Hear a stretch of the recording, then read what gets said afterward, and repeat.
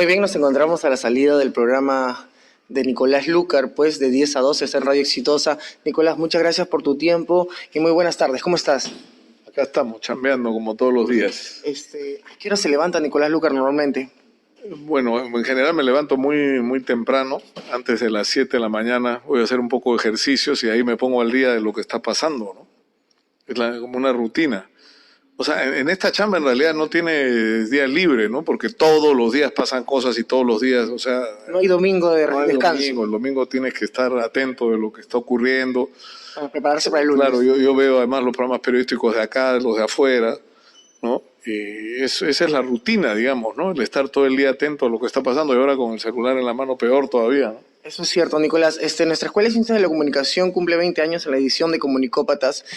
Admira mucho tu carrera. En 88, en 91 fuiste reportero de un programa que conducía Hildebrand. ¿Lo recuerdas mucho? Claro, era el programa En Persona, que fue una historia bien particular, porque yo comencé trabajando en medios de prensa de izquierda, en la época del gobierno militar, donde no había opción, o sea, todos los medios estaban controlados por el gobierno militar, y se hicieron una serie de experimentos, yo creo, muy valiosos de prensa moderna, pero que era una prensa izquierda, clandestina, ilegal.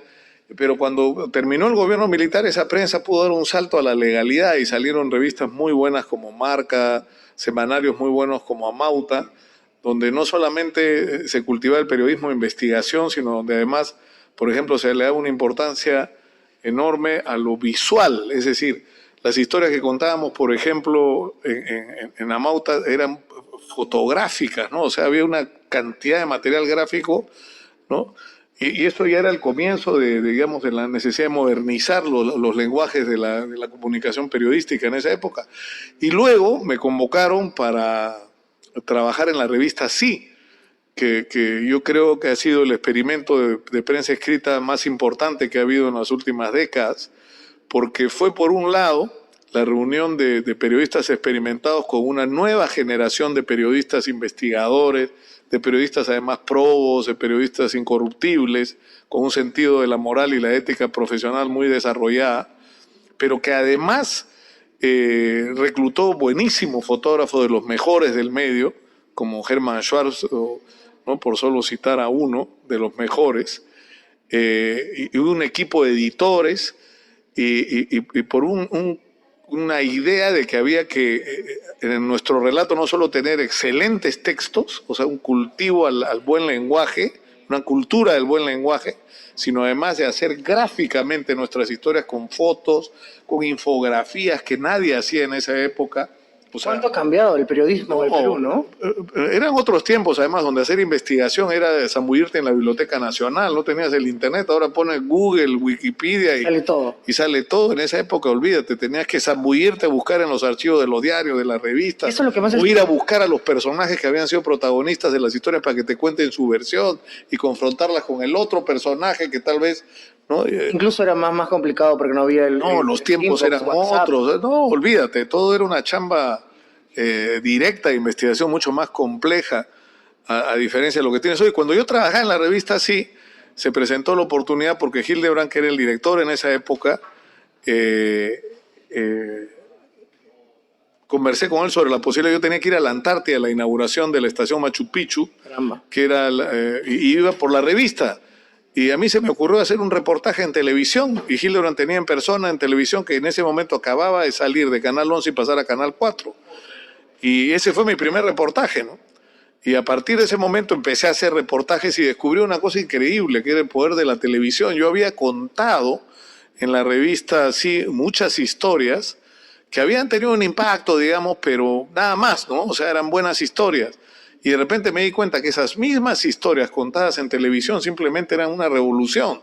O sea, yo hice la historia de la carne malograda que se distribuyó en una época, se importó y se distribuyó carne malograda, que fue un escándalo, que venía de la Argentina, y cuando salió en televisión simplemente hasta cayó el ministro pero una cosa impresionante. Poderosa de la televisión. El poder de la televisión que me fascinó, ¿no?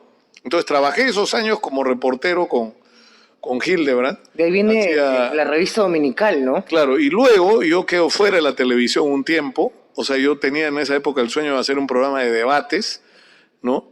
Que nunca vio el aire, nunca lo pudimos hacer, nos quedamos en el camino. Yo dejé de trabajar con Hildebrand, estuve varios meses haciendo frilos, como se dice, y yo hice en esa época una investigación sobre el BCCI y sobre las coimas que se pagaron a los funcionarios del Banco de Central de Reserva de la época del gobierno de Alan García para depositar los dineros del Estado peruano en ese banco, ¿no? Las reservas se depositaban ahí a cambio de una comisión ilegal. Esto fue un escándalo internacional. Y en ese momento me llamaron cuando Hildebrand tuvo diferencias con... Hildebrand contó además una novela que yo conspiré, que yo no tenía absolutamente nada que ver. Yo estaba en Nueva York, me acuerdo, haciendo el reportaje sobre el BCCI, y me llaman y me dicen, vamos a...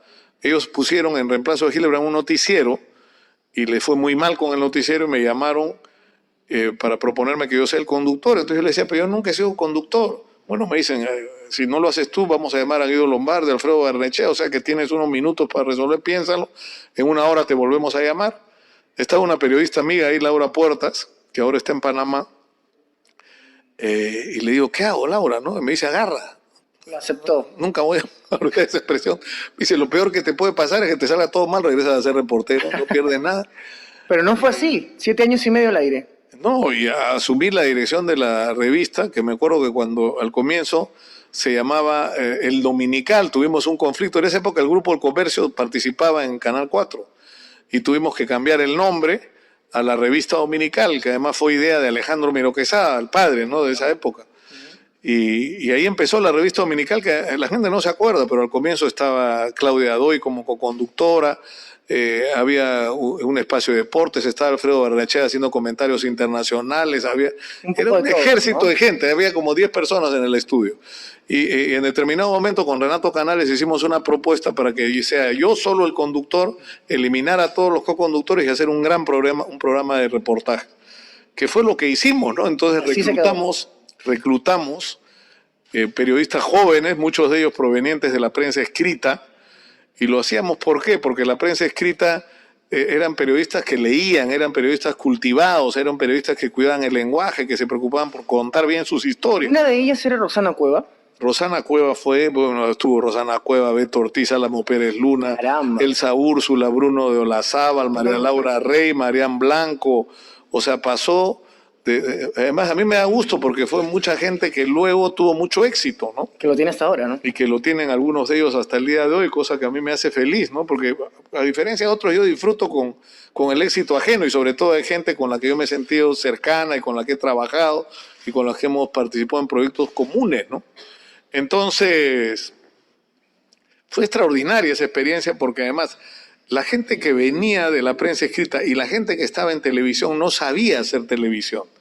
Ni yo mismo sabía hacer televisión, que era un periodista que venía a hacer reportajes en televisión. Entonces lo que decidimos juntos es, bueno, vamos a hacer de una vez por todas televisión. ¿Y eso qué significaba? Aprender a usar todos los recursos que te da la televisión. Y el lenguaje de la televisión era otro, era un lenguaje visual. O sea, una buena imagen en primer plano te podía decir mucho más que 2 páginas de texto con respecto al sufrimiento que podía estar atravesando una persona, ¿no? Entonces, lo que hicimos fue contratar directores de cine. Contratamos a Bernardo Cáceres y a Lucho Barrios, que eran directores de cine, que despreciaban además la televisión, y que fue una relación muy conflictiva, ¿no?, que duró 1 año y medio aproximadamente, pero que para nosotros fue sumamente valioso porque nos ayudó a entender el lenguaje visual, a incorporar en nuestro relato la imagen. Es decir, no solamente escribir un buen texto pensando, no, sino que vaya de la mano. Claro, a grabar pensando en que esas imágenes iban a ser parte de tu historia. Y ahí le dimos un papel muy importante a los camarógrafos, o sea, la historia le iban a contar los camarógrafos con sus imágenes, y no solamente el reportero con su texto, y el editor era clave, y la musicalización era clave, ¿no? O sea, la música que le pusieras era fundamental para que tu historia se enriquezca y se potencie. Y finalmente hubo una cosa muy loca que hicimos, ¿no? Que contratamos a las hermanas Rally del grupo Yuyascani para que le dieran un entrenamiento a nuestros reporteros. ¿Ya? O sea, lo que nosotros decimos es que el reportero se tiene a sí mismo como instrumento para contar historias. Y el instrumento es su cuerpo, por lo tanto su voz, ¿no?, su expresión corporal, ¿no?, su movimiento ante la cámara eran fundamentales. Entonces, veías a los reporteros haciendo experimentos con la voz o siguiendo cursos que normalmente debía seguir un actor para aprender expresión corporal, ¿no? Nicolás, hacías unos ratings muy altos en esos tiempos. Bueno, ¿es difícil meterse con el poder teniendo una sintonía tan alta?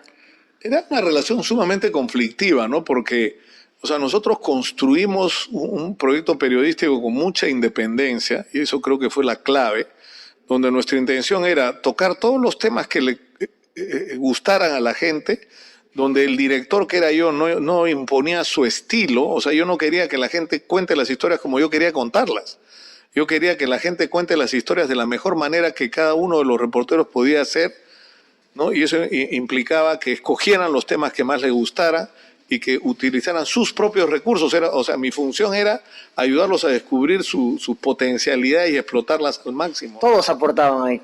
Entonces tú veías un programa que duraba 2 horas, 2 horas y más, algunos días hasta 3, porque no teníamos hora de terminar, porque el programa era espectacularmente bueno, y veías grandes historias, ¿no? Contadas sobre todos los temas, porque no solamente hablábamos de la vida de la gente, de problemas de la vida cotidiana, del terrorismo, de la delincuencia, hablábamos de problemas sociales, hablábamos de sexo, hablábamos de discriminación, hablábamos de cosas y eventualmente hablábamos de política, ¿no?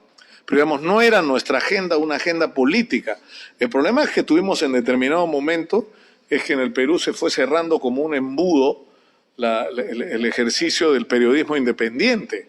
O sea, el control de Montesinos y Fujimori sobre los medios de comunicación era primero una acechanza y después una realidad. O sea, querían meterse y controlarlo todo. Y nosotros resistimos eso, ¿no? Hasta que llegó un momento en que era imposible, fue insostenible. O sea, ya el año 99 era la desesperación de esta gente por la reelección, por perpetrarse en el poder, y para hacerlo uno de sus requerimientos era controlar los medios de comunicación, y controlarlo significaba controlar los contenidos de los medios informativos. Y para eso necesitabas controlar a las personas que trabajaban ahí. Y nosotros no estábamos dispuestos a eso. Y eso es lo que provoca la ruptura, ¿no? Que ¿Existen personas que sí estuvieron dispuestas a alinearse al poder de Montesinos? Yo no quiero juzgar a nadie, ¿no? Porque en determinado momento, yo te soy sincero, mi preocupación era que habíamos construido algo demasiado valioso como para que se perdiera. Es más, en determinado momento estábamos pensando en cómo hacer una revista dominical internacional. O sea, que si habíamos logrado hacer algo tan bueno, podíamos hacer algo tan bueno para el mundo. Claro. Y en eso estábamos trabajando, y eso implicaba que nuestras referencias ya no podían ser locales.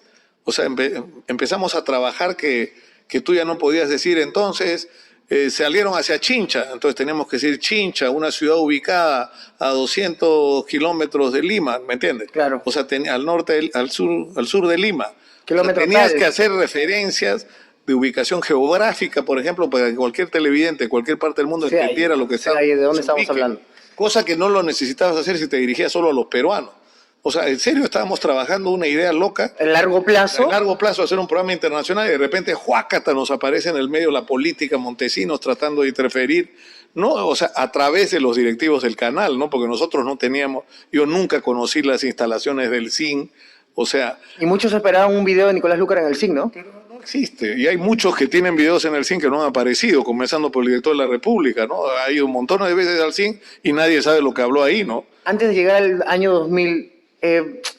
Nicolás tuvo algún momento su corazoncito que se inclinaba un poco a la izquierda. ¿Aún queda un poquito de eso? Como he visto unas entrevistas que te has ¿cómo dices tú? No, desideologizado, sí, pero mira, yo creo que eso te queda. Yo vengo de una familia de clase media, mi padre era un ejecutivo de una transnacional, él vendía primero máquinas registradoras, después computadoras. La primera computadora que se vendió en el Perú la vendió mi viejo.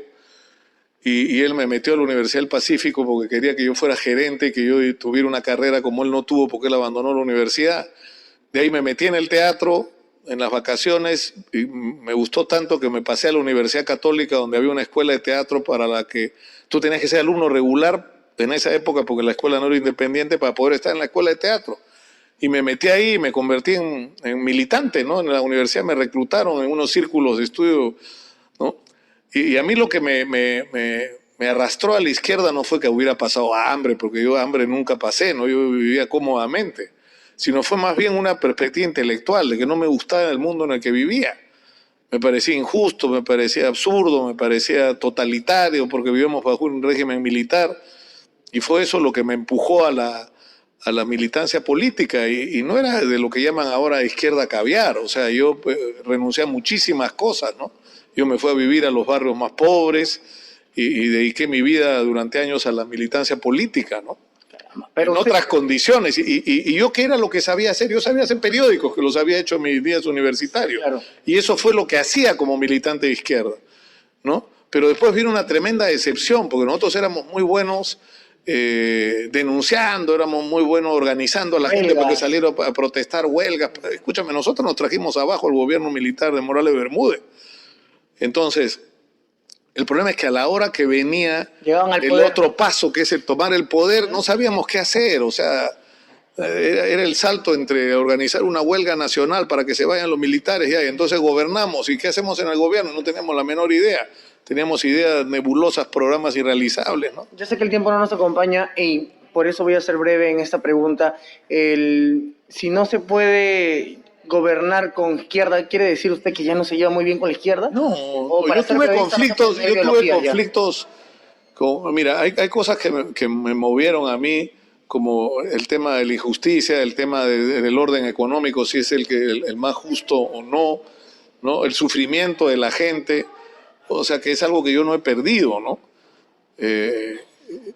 Y cierta dosis de moral que había en esa época en la izquierda, o sea, el contenido. ¿Cómo estás, hombre? ¿Qué dices? Estamos grabando acá con los chicos. O sea, lo que había en mi generación es que nosotros éramos militantes, muchos de nosotros provenientes de la clase media, que nos movía una como voluntad moral, ¿me entiendes? Que no solamente era un anhelo de justicia, sino el que no se robaran los dineros de la gente, que los funcionarios públicos fueran honestos. O sea, eso era muy importante en nuestra formación. El problema es que fue decepcionante lo que pasó con la izquierda, se fraccionó en 1000 pedazos, y uno fue, por ejemplo, en mi caso, muy irresponsable, porque como la lucha por la revolución lo justificaba todo, fue muy irresponsable en términos familiares. O sea, siempre ponía por delante el interés del partido, de la lucha política, a atender a mi hijo como se merecía, ¿no? Soy hijo mayor. A mi hijo mayor. Tengo una extraordinaria relación con él ahora y con mi nieto, ¿no? Su nieto se llama como Rito. No. Mi nieto se llama Cano. Y yo tenía un juego con mi hijo cuando era chiquito, que había un dibujo animado que era Gran Canuto y Canito. Ya, claro. Entonces Canito nosotros jugábamos a que yo era el Gran Canuto y él era el Canito. Yo me lo subía en los hombros. Perfecto. Y me lo llevaba a unos lugares locos, ¿no? Nos hemos ido a conciertos. Usted habla con mucha emoción de la carta que le escribió cuando nace su nieto. Sí, él me escribió una carta maravillosa que la tengo ahí guardada cuando nació mi nieto, sobre todas las razones por las cuales él se sentía mi hijo, es decir, todo lo que en él yo había marcado de alguna manera. Fue un momento conmovedor y extraordinario en mi vida, ¿no? El reencuentro con mi hijo, ¿no? Pero lo que te digo es que todo ese espíritu loco de esa época nos hizo ser a muchos de nosotros muy irresponsables. Entonces, en determinado momento yo hice un clic, ¿no? Yo dije, ya no. O sea, estoy dejando que pasen los años de mi vida, estoy sacrificando cosas muy importantes y me salí. Y yo llegué a ser miembro del Comité Central del Partido Unificado Marateísta, cosa que provocó un montón de envidia de gente, porque también hay envidia. Ahorita que nos encontramos en las instalaciones de Radio Exitosa, ¿recuerda algo de esos programas que hacía usted en Radio Miraflores? ¿Qué tanto cambió Nicolás Lucar de ese tiempo? El problema es que hubo una época que me quedé sin chamba, claro. y fue tremendo, porque yo soy una persona que vive de su trabajo. O sea, yo no tengo rentas, yo no he tenido herencia, yo no he cometido nunca actos ilegales, nunca he coimeado, nunca se la ha llevado fácil. Nunca he sido mermelero, nada. Yo hago mi chamba y me pagan por mi chamba. Y si me quedé sin chamba, me quedé sin ingresos.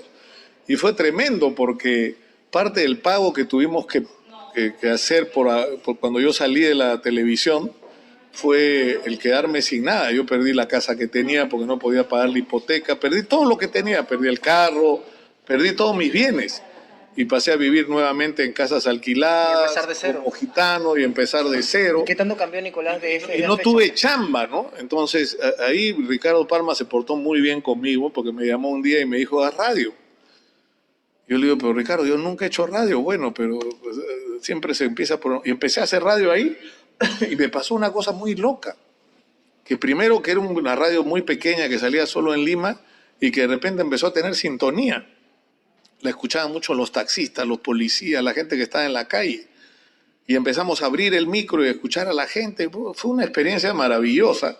Y me pasó otra cosa loca, que se acercaron auspiciadores a decirme, de marcas importantes, a decirme, oye, estás en la radio, qué bien, nosotros te vamos a auspiciar.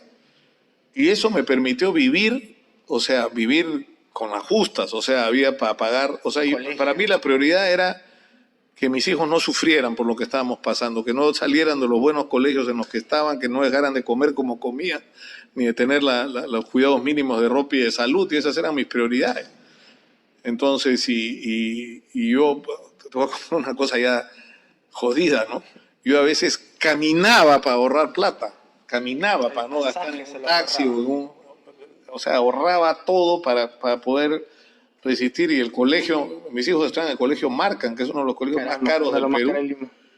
Y yo fui a hablar al colegio y dije, no puedo pagar, denme chepa, ¿no? Firmo letras, hago lo que sea. Sí, y me aceptaron. Caramba. Fue increíble, fue una cosa que yo pensé, ¿a qué colegio va a tener que mover a mis hijos? Y ellos se portaron de lujo. Día D. ¿No? ¿Qué recuerdos le trae Día D? ¿El regreso a la televisión? Claro, el regreso que yo no me lo esperaba, ¿no? Un día me llaman y me dicen, ¿quieres volver a la televisión? Y yo, puta, ¿qué me dice que quiero volver a la televisión?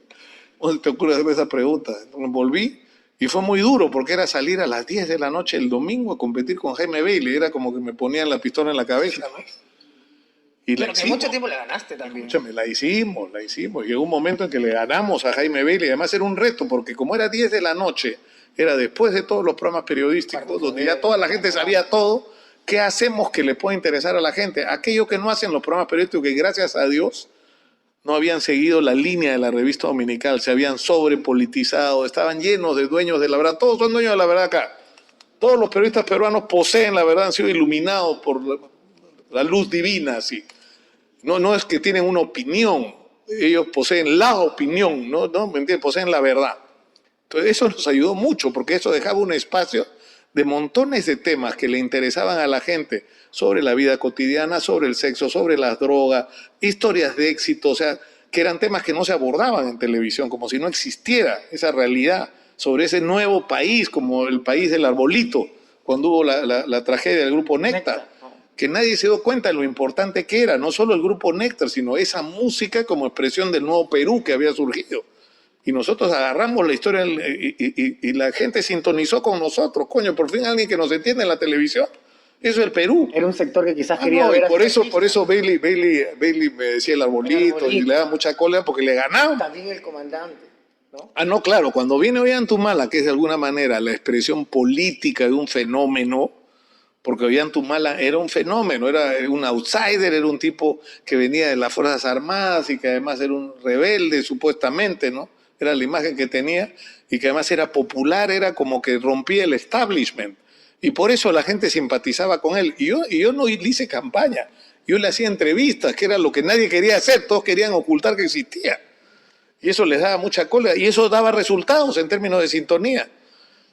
Entonces fue espectacular la experiencia de Día D, porque construimos un producto. Ahora, de ahí, yo me acuerdo cuando salgo de Día D y se molestan mucho conmigo en ATV, yo le digo, lo único que tienen que hacer es lo que no hicieron en la revista dominical. O sea, yo soy prescindible. O sea, y si algún mérito que tengo yo es tratar de construir equipos y una manera de hacer las cosas, que si me sacas a mí, eso va a seguir funcionando. Que es lo que debieron hacer en la revista dominical cuando nosotros salimos. Y no tuvieron los pantalones para hacerlo. Pero Día D siguió y sigue hasta hoy. Sigue hasta ahora, compadre. 12 años tiene al aire, 12, no te pases. O sea, ¿Ustedes han seguido tu ritmo? No, han seguido, no es que era mío. El equipo. Eso es un producto que no me pertenece. Pero es el algo, equipo te lo llevaste a punto final. Claro, parte del equipo se quedó gente clave como Andrea Llosa, olvídate que es Carlos Orbegoso, gente buenísima, ¿no? Entonces, pero lo más importante es que el espíritu del proyecto que habíamos construido colectivamente se mantuvo. Entonces, de ahí fue a hacer Punto Final, que también fue un éxito, ¿no? Y encima estábamos con Vélez, la rompíamos los domingos en la Un noche. buen colchón, ¿no? Olvídate. Él decía que era su colchón. Sí, sí, me he pasado toda la madrugada viendo entrevistas y ya sé más o menos. Vamos ya casi llegando al final, sé que tienes Sí. el tiempo, pero full. Estás en una etapa muy buena de tu vida, estás en radio, estás en televisión. Bueno, en televisión me está pasando una cosa loca, que me han pedido en ATV que haga un programa los sábados. Yo le digo, ¿pero cómo va a ser los sábados? O sea, si tú me preguntas, pregúntale a la gente, Lucas hace programa los domingos. ¿Crees que tu revista de los sábados se parece mucho a Fuego Cruzado? No sé qué es. No tengo idea. Lo estás investigando. No, te estoy hueveando, te estoy diciendo la verdad total y absoluta. He reunido a los chicos, que son todos chicos buenísimos. Y dije, ¿qué vamos a hacer? No tengo la más puta idea. ¿Qué vamos a hacer? Algo nuevo. Pero estás agarrando temas muy controversiales, Laura Bozo. Tenemos que inventar y tienes tropezones y estamos buscando. Y vamos a encontrar algo, o sea, que va a ser una mezcla entre un programa de reportajes con buenas entrevistas en estudio y debates. Algo que sábados no O hay. sea, que no hay y que no ha habido nunca. Yo no sé qué vamos a terminar, no lo sé. Es más, estoy yendo ahorita a una reunión que es a la una, minutos para ver qué vamos a hacer el domingo, porque los vuelvo locos a los chicos diciéndoles, inventen, es que la gente no está acostumbrada a eso. Yo le digo, lo que yo quiero es que inventemos juntos algo nuevo. Entonces, si a ustedes se les ocurre, háganlo. Si sales con tu cámara como camarógrafo a grabar, tráeme algo que no haya salido nunca, que te salga del forro. O sea, este es un espacio para la creatividad, para que los chicos puedan, y eso es lo que me encanta. Yo me acuerdo un día discutiendo en Canal 4 sobre la plantilla de trabajadores, que además eso fue otra bronca aparte, porque pagaban muy mal. Entonces le dije, no puede ser que les paguen tan mal. ¿Qué tenemos que hacer? Nos salimos de planilla todos. Es más, yo los contrato, no los contraten ustedes, yo les pago. Un día te dijeron que malograbas el mercado porque les pagaban muy bien. Yo malé al mercado porque pagaba $5,000, ganaba un reportero de la revista dominicana. Ojalá que tenemos que ser tan buenos como los que él busca, ¿eh? Pero escúchame, era una profesión, podías comprar tu carro, pagar la hipoteca de tu departamento, irte de vacaciones con tus hijos, a lo que tenías derecho, porque te sacabas la madre trabajando toda la semana y le dabas éxito al canal. ¿Cuántos años Y más te ves en la hacías televisión? rating. Escúchame, hacías rating y con ese rating el canal vendía publicidad y se forraba. Todos, claro. Éramos un programa que producía millones de dólares al año, 10 millones de dólares al año. Y que a veces que los canales no saben reconocer muy bien el trabajo humano, ¿no? No, entonces, bueno, ¿ahora en qué estamos? Vamos a inventar algo. ¿Cuántos años más te ves en la televisión? Yo creo que moriré de un infarto. ¿Y cómo te gustaría Era el que, momento más dramático de mi carrera, mi muerte al aire. cómo te gustaría que te recuerden? No sé, con afecto pienso que uno hace, ¿por qué hacer las cosas? Yo creo que por afecto, ¿no? O sea, me gusta eso, el sentir el afecto de la gente. ¿Te arrepientes de algo? Uf, de montones de cosas, personales algunas, ¿no? Me arrepiento de la manera como manejamos lo de Paniagua. Ya había una historia en lo de Paniagua y la manejamos muy mal. Yo creo que usaron el nombre de Paniagua para sacarle plata a Venero. Pero lo pagaste, ¿no, Nicolás? Te lo pagué con creces. Acá Rosa María Palacio recibió plata de la campaña de Hurtado Miller y ni siquiera la han procesado. Y esa plata sí venía de la oficina de Montesino. Pero está un poco vetada la señora ya, como que después que salió del 4. No, no te pases, pero ha habido gente, o sea, yo te digo lo de Chicho Mome, dueño de la República, o sea, no sé cómo hace, pero salta de gobierno en gobierno, pero él ha estado en la oficina del CIN. Él dice que para hablar de la guerra de Ecuador, yo no te creo, pues Chicho, quiero ver los videos.